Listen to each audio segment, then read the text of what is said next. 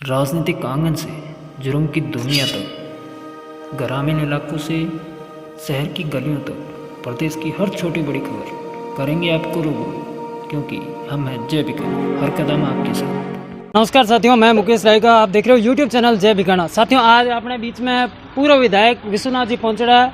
अपन भी चर्चा करा और जगह वर्तमान में कहीं कहीं समस्या है बिया बारे में चर्चा करा। तो 10 साल कार्यकाल लियो और लास्ट ई पीरियड रे मायने खाजवाड़ा जनता आपने नकार दिया, बिरो कारण कहीं दियो? जनता ने मेरे को कभी नहीं नकारा और जनता ने इतना मेरे को प्यार दिया 10 साल तक। और आज भी मैं देख रहा हूँ जनता का जो मेरे को स्नेह मिल रहा है, प्यार मिल रहा है। मैं कभी इस जनता का, मैं जो एक तरीके से जनता ने मेरे पे कर्ज किया, मेरे को 10 साल विधायक रखा, मैं ऐसा कर्ज बहुत ही मेरे को नहीं लग रहा है कि जैसे मैं कोई कर्ज उतार पाऊँगा। जनता का जनता भी प्यार कर रही है। कभी जनता ने मेरे को नहीं नकारा। ये तो बदलाव आता है, हर समय बदलाव आता है। देखा होगा आपने, मतलब स्टेट लेवल पे बदलाव आता है। तो लोगों ने एक बार देखा कि हम कोई कि क्या परिवर्तन लाने से क्या बेनिफिट होगा जनता को, तो ये तो होता है, लोकतंत्र में होना भी चाहिए। जी जी सर, एक पशुपालन के लिए आपके सरकार ने एक योजना चलाई थी जो पशु बीमा और ऊँटनी प्रजनन पर 10,000 रुपये 3 किस्तों में देती थी। कांग्रेस की सरकार आई और उसने आते ही ये योजना बंद कर दी। तो उस पर आप क्या कहना चाहोगे, क्योंकि पशुपालकों के प्रति कांग्रेस सरकार का नकारात्मक रवैया रहा? जैसे कि मैं ऊँट को एक राज्य पशु का दर्जा दिया गया हमारी सरकार में, बहुत ही अच्छा निर्णय लिया गया। जिस तरीके से माननीय वसुंधरा जी, हमारे पूर्व मुख्यमंत्री, यशस्वी मुख्यमंत्री जी ने, और हर समय किसानों के बारे में वो चिंतित रहती थी। चाहे कोई भी पशु हो, चाहे गाय हो, चाहे ऊँट हो, सबके लिए वसुंधरा जी ने अपने समय में पूरा कार्य किया। अब कांग्रेस सरकार है, कांग्रेस सरकार ने बहुत सारी योजनाएं वसुंधरा जी की, चाहे भामाशाह योजना है, चाहे किसी पशुओं की योजना है, कई सारी योजनाएं बंद कर दी।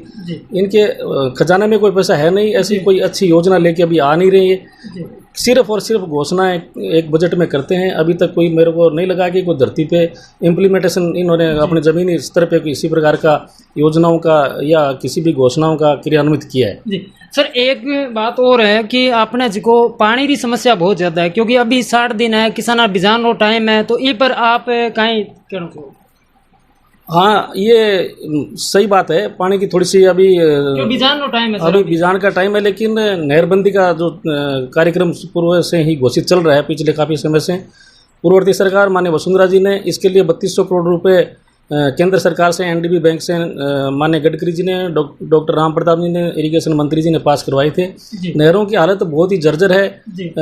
पंजाब हरियाणा पोर्शन में नहरों की हालत इतनी ख़राब है। उन नहरों को ठीक करने के लिए ये 60 दिन की बंदी ली गई है। ऐसी स्थिति में अभी पेयजल ही पानी दिया जाएगा, लेकिन सरकार को समय रहते हुए पेयजल में भी हम चाहेंगे कि किसी प्रकार की हमारे इस क्षेत्र के में रहने वाले हमारे जितने भी किसान भाई हैं उनको ऐसी दिक्कत न आए।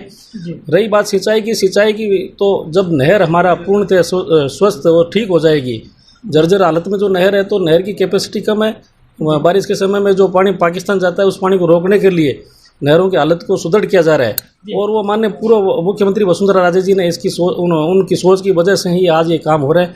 मैं समझता हूँ कि आने वाले 1-2 साल में नहरों की स्थिति ठीक होगी तो पानी की कभी भी किल्लत नहीं रहेगी। जी सर, एक चीज़ और आपने पूछना चाहूँ कि जबकि लारे 1 साल फसलें खराब हुई, चाहे अतिवृष्टि चाहे ओलावृष्टि, बिरो किसाना ने जो विशेष तौर खाजवाड़ा बेल्ट में मुआवजो थोड़ा बहुत मिलो, लेकिन पुगल बेल्ट में बिल्कुल ही कौन मिलो। कैसी शर्मा ने जो ब्याज में कुछ भी माना जो क्लेम हो मिलो कौन? देखिए, पिछले 3 साल से किसी भी तरह का कोई मुआवजा नहीं मिल रहा है, चाहे वो ओलावृष्टि हो चाहे अतिवृष्टि हो। मैंने कई जगह देखा है, और मैंने भी क्षेत्र में जब भी ओलावृष्टि, अतिवृष्टि और किसानों की फसल खराब हुई, मैंने भी क्षेत्र का दौरा किया था। लेकिन किसानों के लिए किसी प्रकार की इस सरकार ने कोई राहत नहीं दी गई। आज हमारे क्षेत्र में आपदा प्रबंधन मंत्री भी है। ऐसी स्थिति में मैं चाहूँगा कि किसानों के लिए जहाँ भी अगर किसी प्रकार की खराबा होती है, या और भी पहले भी जो खराबा हुआ था कहीं भी, चाहे पुगल में हुआ था, हमने सर्वे भी करवाया था, उसका अगर समय पर मुआवजा नहीं दिया गया तो उस पर इनको एक्शन लेते हुए किसानों को पूरा मुआवजा दिलवाया जाए। पूर्ववर्ती सरकार ने भी, हमने खाजोड़ा में भी इसका सर्वे करवाया था, और पर उस बीघा के लिए हिसाब से हमने 27,000 रुपये का जो खाजोड़े के लिए किया था, पैकेज दिया था, सर्वे करवाकर केंद्र सरकार की टीम भी आई थी और सब ने ये सर्वे करवाकर ये किया था। लेकिन वो भी किसानों को 13,000 के रुपए में कुछ को दिया, कुछ को नहीं दिया और थोड़ा बहुत दे के इतिश्री कर ली थी।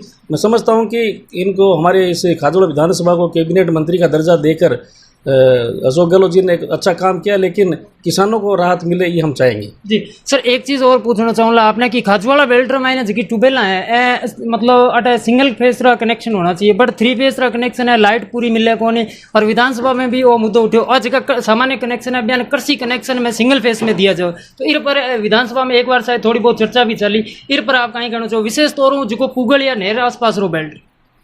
ऐसा है कि हमारा जो क्षेत्र है आगे जो शिवनगर आता है और आगे वाला क्षेत्र है जो उस बज्जू क्षेत्र से जुड़ा हुआ है जी, और बज्जू बहुत दूर पड़ता है, उसमें हमारे क्षेत्र के लिए उसमें दिक्कत भी होती है। मैंने 710 पे जो हमारा पुगल क्षेत्र है उसके लिए एक अलग से 132 kV जीएसएस की मैंने स्थापना की थी, वो चल भी रहा है जी। तो इसके तहत अमरपुरा हो, चेनाडा हो, भुट्टो का कुआ, हमारा जो शिवनगर क्षेत्र है इसको सेपरेट इनके फीडर बने, इनका सेपरेट जीएसएस लगे और किसानों को सभी जो जितने भी हमारे इरिगेटेड एरिया है उसमें सिंगल फेज और चाहे उसको अलग से जीएसएस लगे उनको अलग कनेक्शन की व्यवस्था की जाए। तो मैं समझता हूँ कि ठीक होगा। और पहले भी हमारे यहाँ इस क्षेत्र से बिजली विभाग के मंत्री थी राजस्थान सरकार में, यहाँ बीकानेर के रहे हैं, आज भी हमारे बिजली विभाग के मंत्री हैं। ऐसी स्थिति में इनको बीकानेर के लिए अच्छी एक सौगात देते हुए इस क्षेत्र के लिए अच्छी एक सौगात दी जाए। 3 कैबिनेट मंत्री राजस्थान सरकार में, इसके बावजूद भी अगर इस क्षेत्र को कोई राहत नहीं मिलेगी तो मैं समझता हूँ कि किसानों का इसके मतलब ये दुर्भाग्य की बात होगी। सर एक चीज़ और आपने पूछना चाहूँ कि शिक्षा मंत्री आपने बीकानेर जिले रहा है, मेरे बाद में भी जगह आपने पुगल बेल्ट्री जगह स्कूल आए, मेरी स्थिति में वास्तव में कई जगह भ्रमण करो तो पर देखियो कि वास्तव में एक टीचर है भरोसे उच्च माध्यमिक विद्यालय चल लिया, तो इन पर शिक्षा मंत्री भी आपने बीकानेर जिले होते हुए, गृह जिले होते हुए भी अपन भी पर कहीं कहना? देखिए, शिक्षा मंत्री भी यहाँ का है, यहाँ का हमारे कॉलेज का मंत्री भी यहाँ का था, हमारे यहाँ का बिजली का मंत्री, यहाँ का पानी का मंत्री, सब मंत्री यहाँ के हैं। कि मैंने ये तो कहा नहीं, यहाँ के 3 मंत्री भी हैं।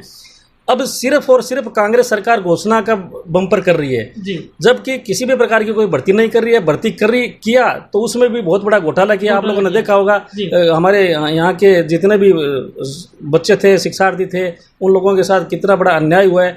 किसी भी परीक्षा को ढंग से ऑर्गेनाइज नहीं कर पा रहे हैं। जितनी भर्तियां वसुंधरा राजे जी ने की थी उसके अलावा कोई ऐसी कोई भर्तियां नहीं हुई है। आज स्कूलों को कर्मोन्नत तो जरूर कर रहे हैं, कभी कहीं कर रहे हैं, लेकिन मैं समझता हूं कि उसमें स्टाफ के ये नहीं लगा पाएंगे, अपने समय में ये नहीं लगा पाएंगे। हमने हमारे समय में 3 12वीं की स्कूल हुआ करती थी खाजोड़ा विधानसभा क्षेत्र में, 3 से हमने 54 12वीं की स्कूल की, 51 स्कूल मैंने 12वीं की बढ़ाई और सब में सुव्यवस्थित स्टाफ मैंने लगवाया था।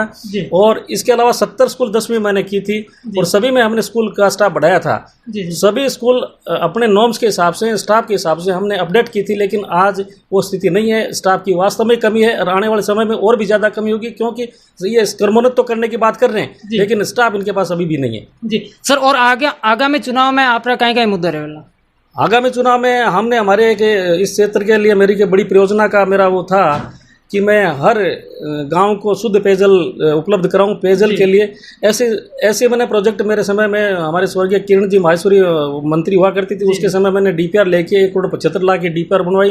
करीब 550 करोड़ रुपए का हमने यहाँ पर एक बड़ा प्रोजेक्ट बनाया। वो जो प्रोजेक्ट आज हमारे इस क्षेत्र में चल रहा है वो सबसे बड़ा ड्रीम प्रोजेक्ट हमारा इस क्षेत्र का था, वो आज चल रहा है। मैं समझता हूँ कि आने वाले समय में वो पूरा होगा। केंद्रीय नेतृत्व ने, हमारे मोदी जी ने, हमारे गजेंद्र सिंह जी ने इसके लिए घर घर जल घर घर नल की स्कीम लेके आए हैं। वो जो कार्य आज चल रहा है, मैं समझता हूँ वो कार्य आने वाले समय में परिपूर्ण होगा इस क्षेत्र के लिए और एक बहुत बड़ी पेयजल की योजना बनेगी जो आम आदमी को आम घर तक शुद्ध पेयजल पहुँचाने का हम काम करेंगे।